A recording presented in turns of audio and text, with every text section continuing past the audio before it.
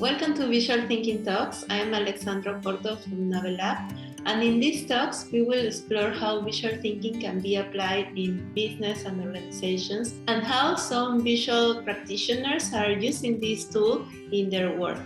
Today, to discover how can we apply visual thinking inside a company, inside an organization, I'm very happy to welcome Susanne Krogh-Hansen, who is a lead consultant in strategic design, building visual thinking as a capacity area inside the company she worked for, and also integrating design thinking as a strategic tool for maturing business and project ideas.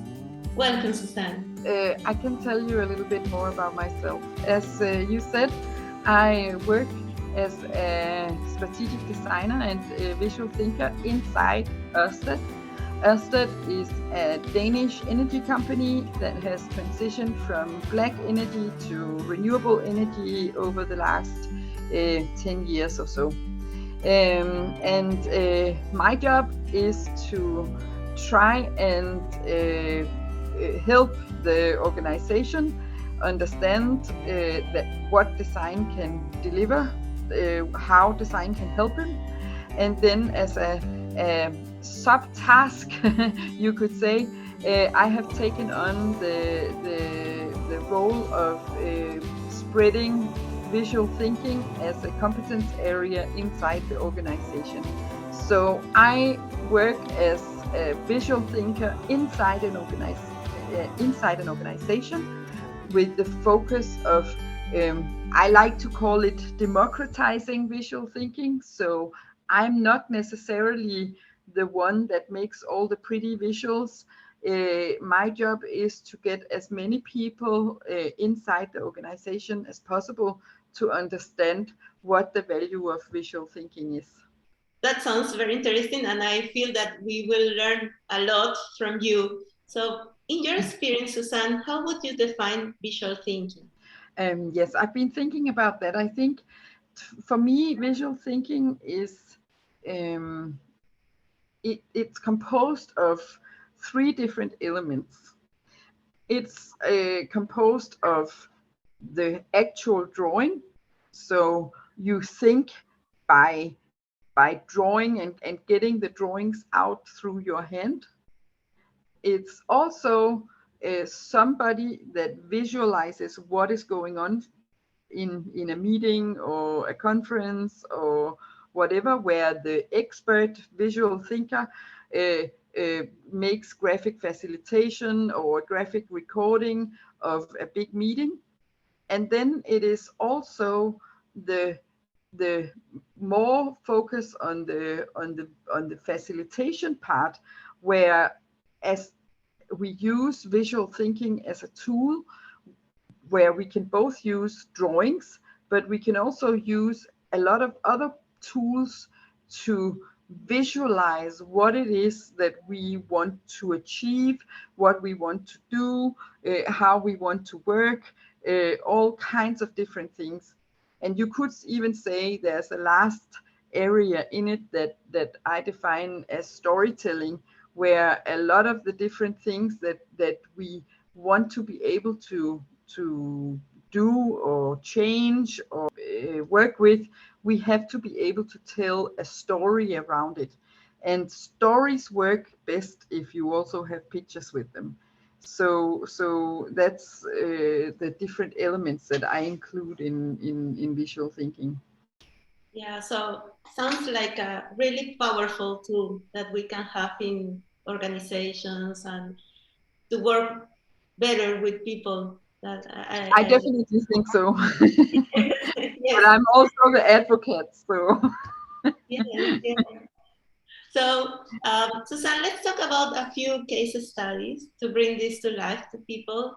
So, can you please share your main learnings in using visual thinking inside a company? Because you are working for an energy company, so that sounds like for me as a very serious company. And so, how are you using visual thinking there?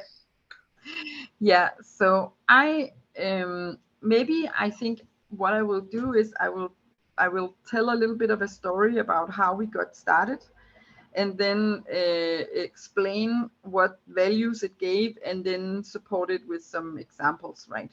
So what happened was that I went on a visual thinking training. It was not a Bicaplo training, but it was another similar training where I learned to draw. And when I came back, I think I had a little bit the same problem that a lot of other people have. They go to this training, they are really inspired and they are fired up and they have all the right pens and they think, now I have to go and draw. And then they get a little bit shy because Yes. maybe they don't draw so nice. Maybe they don't really know what to draw and how to draw it, what the value could be. But Yes. I was really lucky because I had a director at that time who said to me, I think it's a really cool tool that you've learned. I would like you to sit down with my IT experts and draw our entire ERP system, which is the IT system that handles payments, time registration, and all the data about our functions in the company. And I was scared because I thought, who would ever draw an entire IT system? How am I going to go about that?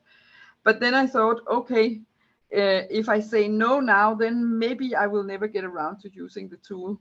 But if I say yes, then it might be a really expensive drawing, but then at least I get the exercise in using it. So I said yes. And I still refer to that as the most expensive drawing in history because I used so many hours to come up with that drawing, and I got a lot of support from my colleagues.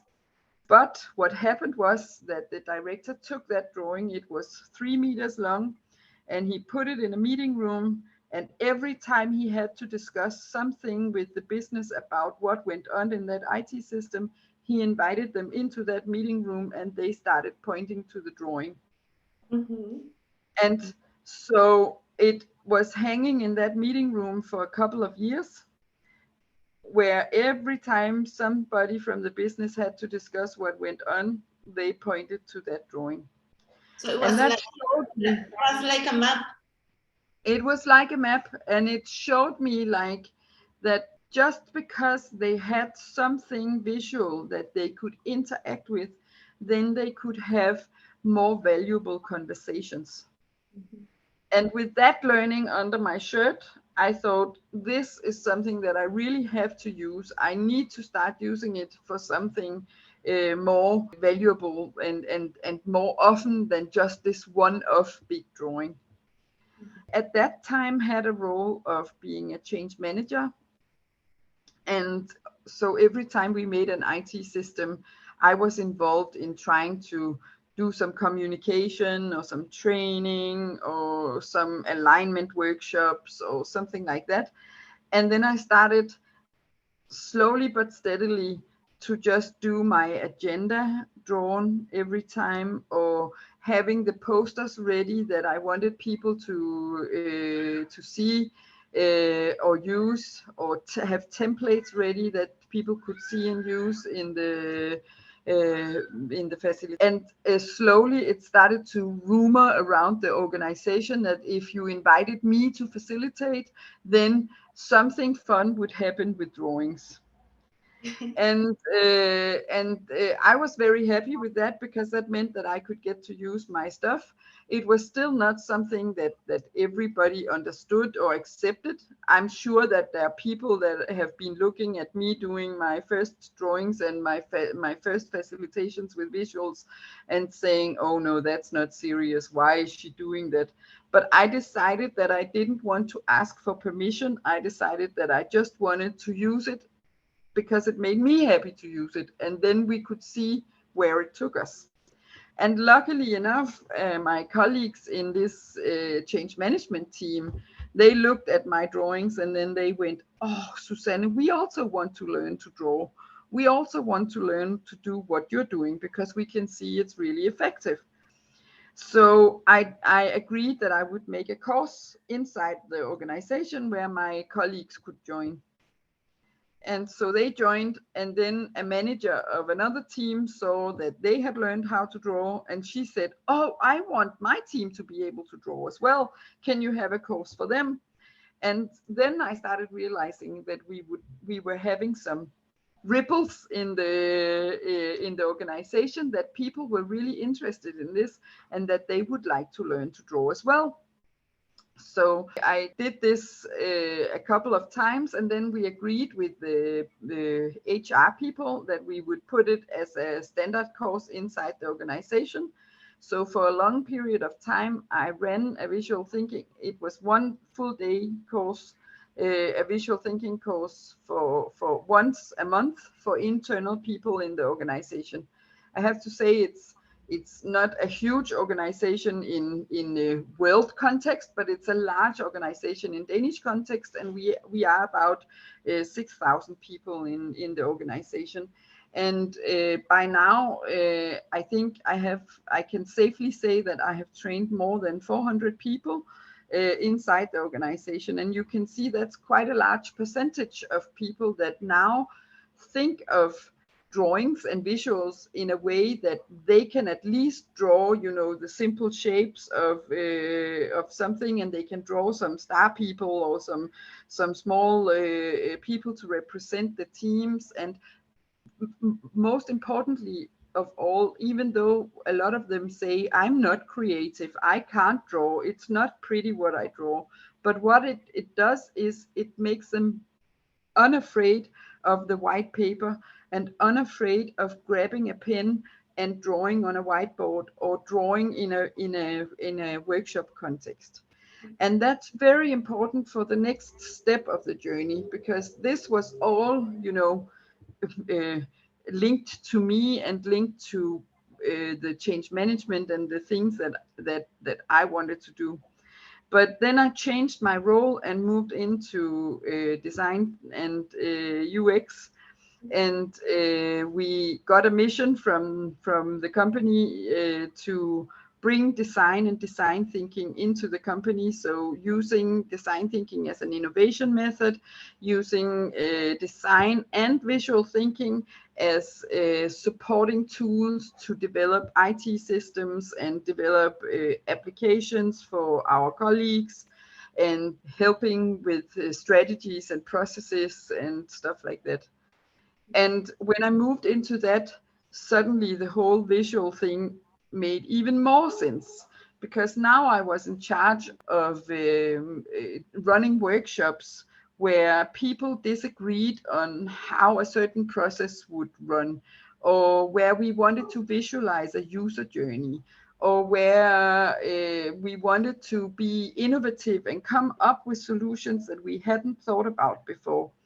And in my opinion, the easiest way to come up with something that doesn't exist is to take a white piece of paper and start sketching. Because when you sketch, you suddenly think of different ideas, you think of them from different angles, and you're not restricted by a specific format. And when you start using drawings like that, then you can start using them as tools for people to agree, for tools for people to align, as a tool for people to tell the story about the project that they want funded, as a tool to visualize a strategy. All these different kinds of cases are cases that you can use visuals for when you put them into this context. And then my fortune was that before I even got into that, I had already trained a lot of people in using visuals. So when I stepped into a workshop saying to people, "Look, we need to be able to draw this in 8 different ways in order to get the right idea," then they weren't afraid. They weren't looking at me saying, "Oh no, you're crazy, I can't draw," because a lot of them had already been on a course, And if the people that were there in the workshop hadn't been on a course, then at least one or two in the group would say, oh, but I've been on a course. I know how to draw a speech bubble, or I know how to draw a little starman. And then it wasn't difficult, and it wasn't considered to be something strange. It was just a tool that they could use to get to a certain point.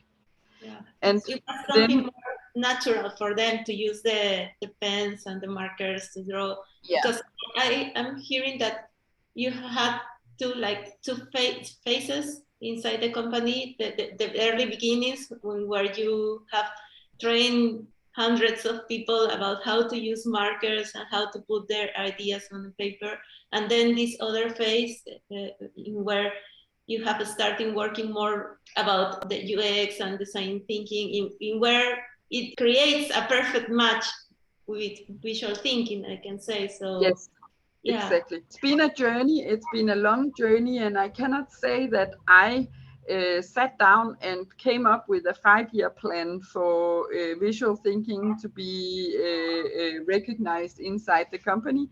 It's been evolving slowly, but always taking steps in the direction for visual thinking to be something that's acknowledged as a tool that you can use for many different things inside the organization. And I also want to say for people listening in that were in the situation that I mentioned in the beginning, where they have just learned to draw and they say, oh, but I don't really know how to get started in my company, or how to get permission to do it in my company. Well, in my opinion, don't ask for permission, ask for forgiveness.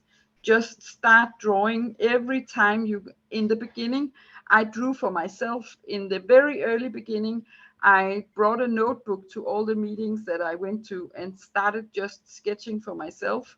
And then somebody saw that I was able to sketch. And then they said, oh, are you able to make a summary of what we are doing with sketches? Yes, I'm able to do that. Oh, wow, can you do that for me in the next meeting? So it evolved, slowly and progressively, step by step, until a certain point where I got into the more UX and design driven work. Such a great match that nobody really questioned that was the way it had to be done. So one case was also that my manager, he's also a person that sketches a lot. He's not a graphic facilitator, but he sketches a lot, and he drew the entire strategy for UX and design in our company on, I won't say the backside of a napkin, but almost. It was just an A3 piece of paper that he sketched on to show us as designers what his thought were about how to bring UX and design into the company. And he actually used that specific drawing, no edits, no real thing, to go to the CIO of the company and say, this is how we're going to implement design thinking and UX in Ørsted. And he got the funding to get more resources and stuff like that based on that drawing.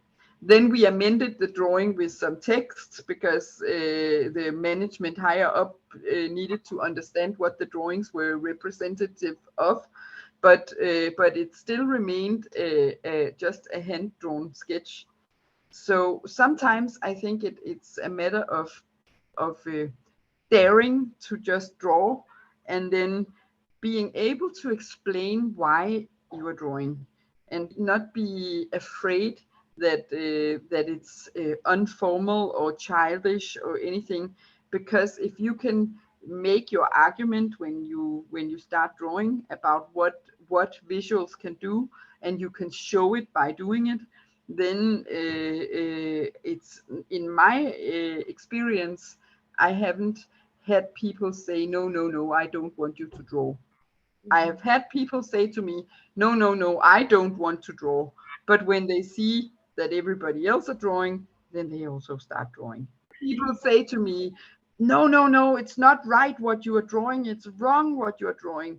And then I always say to them, fantastic. This is exactly why I'm drawing, because now you can tell me that that is not right. can you take the pen and then draw what is right? Because then, or tell me how to draw what is right, because then we get the alignment in the group of what we are trying to do, and that's exactly what I'm trying to achieve. And I love this idea that you shared, that don't ask for permission, ask for forgiveness. So yeah, I think that's very important at the beginning, to have the courage to be like a pioneer on using visual thinking. So yeah, thanks for that, because I know that people now will have more ideas on how to take their learnings from visual thinking into a company, have that courage to start like drawing, and maybe in the future start helping other people also to draw. Susanne, in your experience, what do we need to have in mind or to be careful with? You were just saying about that sometimes people that told you, that's not what I mean, what you are drawing, that's perfectly fine. But I was wondering what we need to have in mind, what maybe you would suggest to be careful with when using visuals at work. I think there are several areas that you have to at least be mindful of, and I would say one of them is that even though I preach visual thinking and love integrating visuals into my work, visuals is not the only way to go, and it's not the only tool. You cannot explain everything with visual thinking or with hand drawings. Sometimes you might draw something by hand and somebody needs to translate that into slides or into a strategy or into something where visuals are not the important part.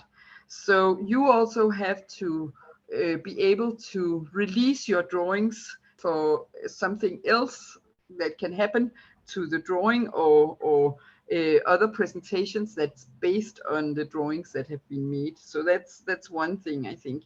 And then another thing is, the company that I work in work a lot with diversity and inclusion, and using drawings can be both positive. It can also be negative when you start drawing.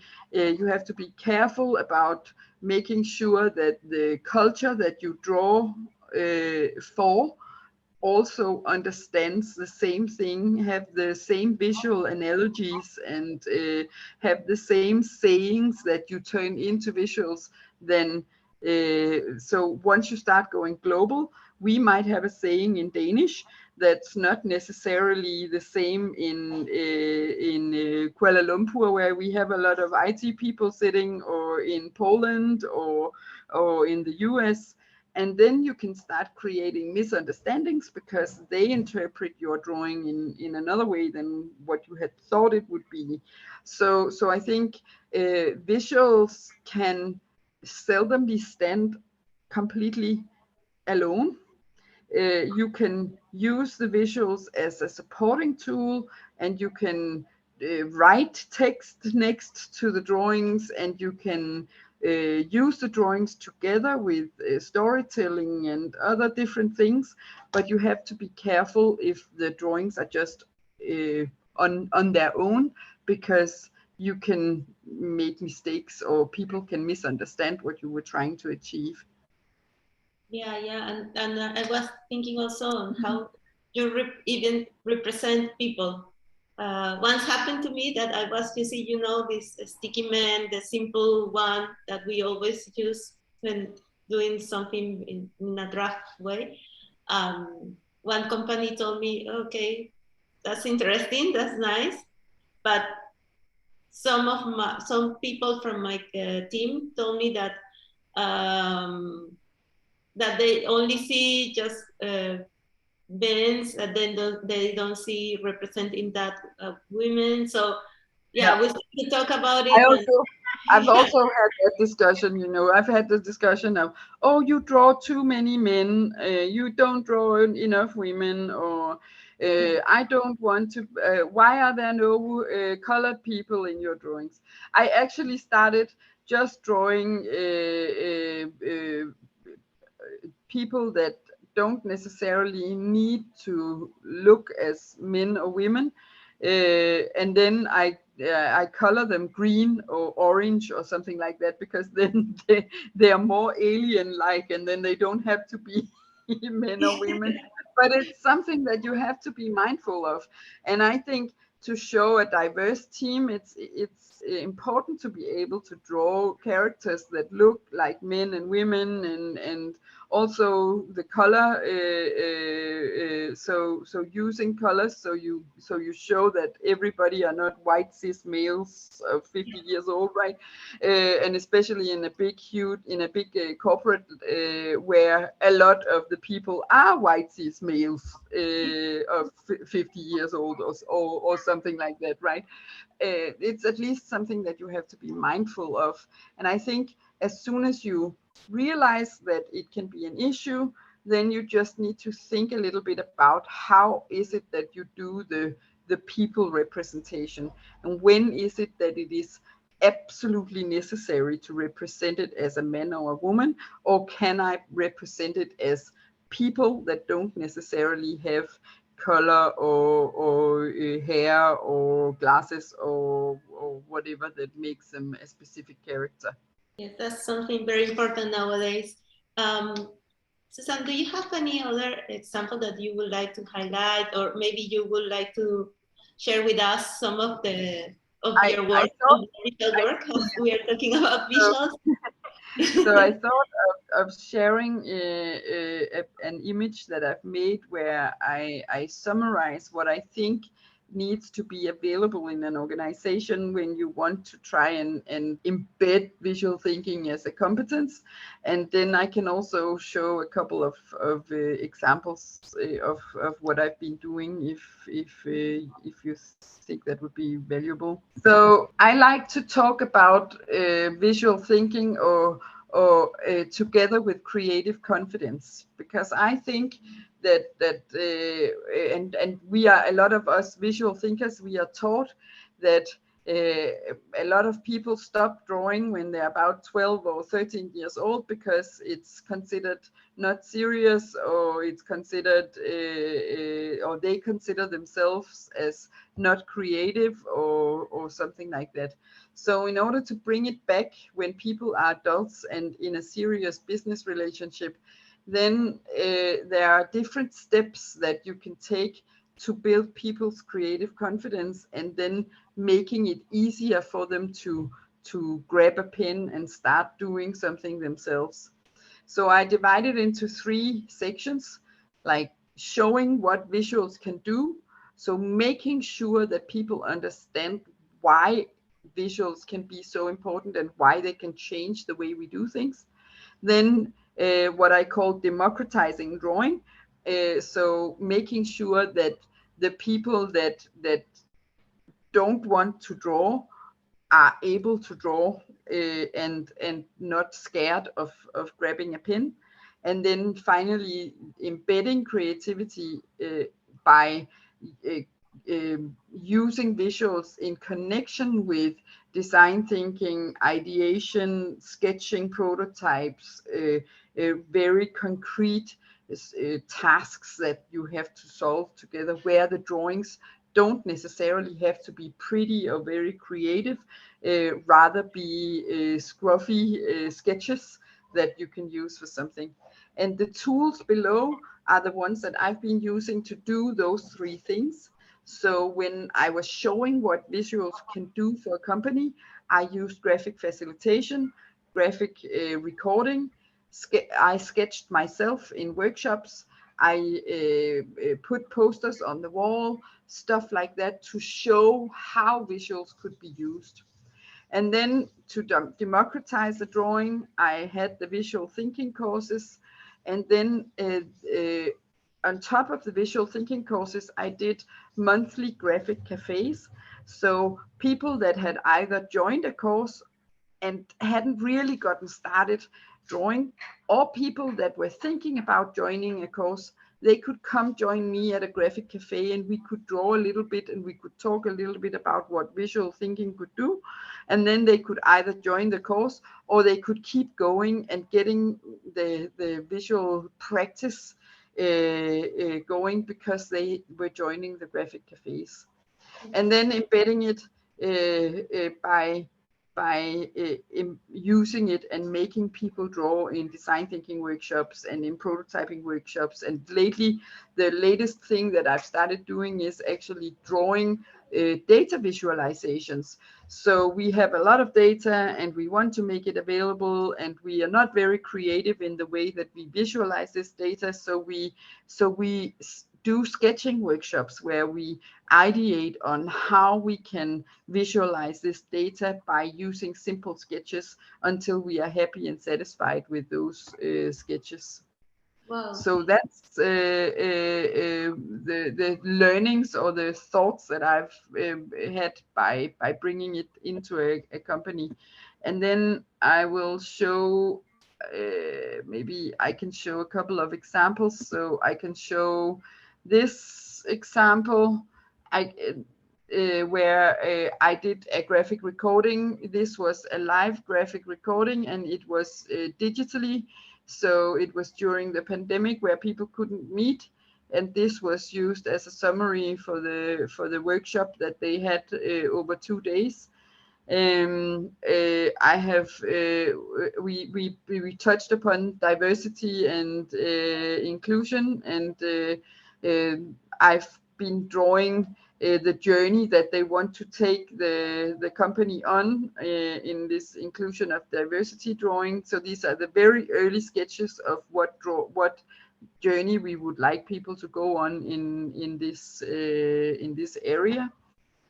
And then maybe some of the more sketch-oriented drawings are drawings that I haven't necessarily drawn, but that were part of a workshop where we wanted to design a system for our power plants.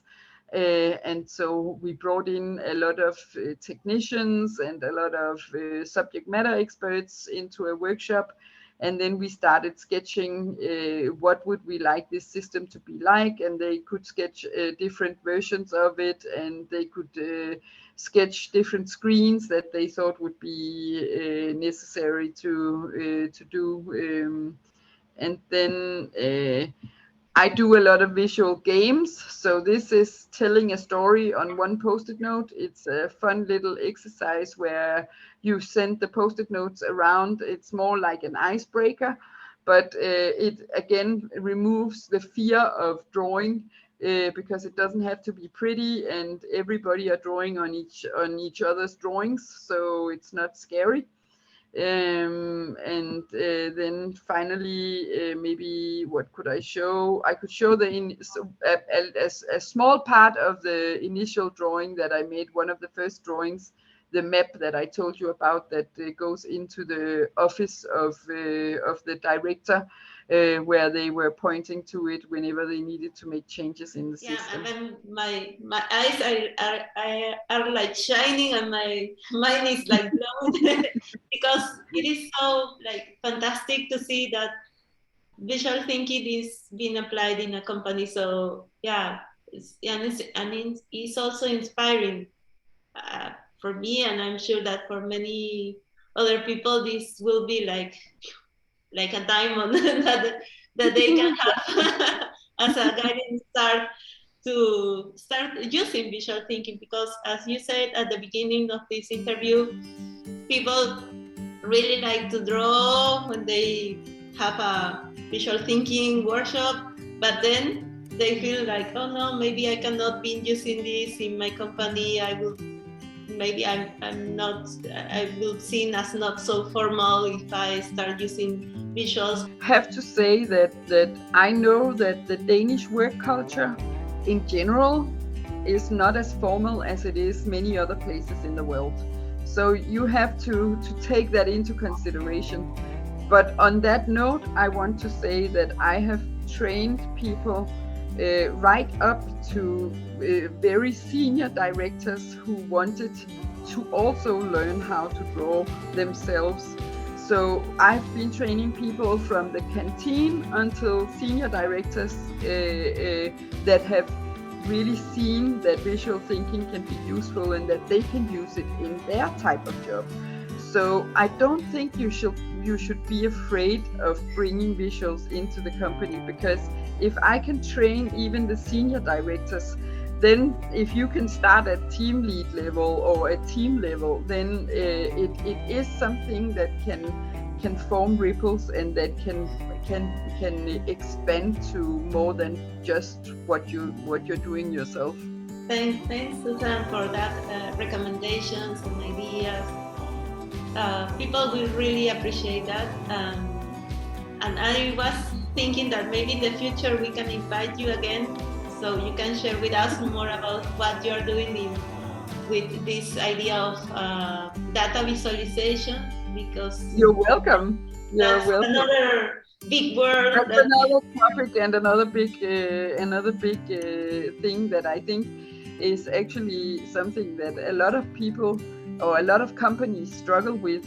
That every time you have data, you visualize it with a graph going from A to Z, or from C to A up or down. And in reality, there are so many other creative ways that you can visualize that data, but you need to think it through, and you need to ask the right questions before you start visualizing. Because if you don't ask the right questions, then you won't be able to find the way to visualize it. And that's what we are experimenting with right now, how to make workshops and processes where we can ask the right questions and help each other get to the right visualization. Awesome. Fantastic. Thanks, Susanne. Thanks so much for your time, for this learning space, because we need more and more ideas on how to apply visual thinking in organizations and business and serious maybe environments. How we can show that visual thinking is a powerful tool. So yeah, and it is not just about the drawings that they look nice, as you show us. It can also be very quick and fast drawings that we do, and if they help us to have a better alignment and to really understand what we are talking about, it is great. So thanks so much, and I hope to have you again back in this space of visual thinking talks. You're welcome, and I would be happy to come back if you find the time for having me. From the lovely talk we just had with Susanne, our practical top tips are: visual thinking is a tool for people to easily agree, to align ideas, to discover new solutions, and to share knowledge. Also, we need to have the courage to just start drawing, to just start using visuals at work, and show others about the power that visuals can have inside a company. So remember this key message that Susanne shared with us. Don't ask for permission, ask for forgiveness. So it is better just to start. Remember, there is not a perfect starting point. You just need to start. You just need to go with the flow and believe in the power that visuals can have. Another thing to have in mind is that as well as visuals are a powerful tool, it is not gonna be the only tool that you will need inside a company. So you will need to be open to have this kind of mix on using visuals as well as other tools that can be helpful when you're doing your work. So be open to maybe use visuals with a mix of a PowerPoint presentation or other tools that you may need when you are developing your projects. Thank you so much for joining us today, and if you find this learning space valuable, please subscribe.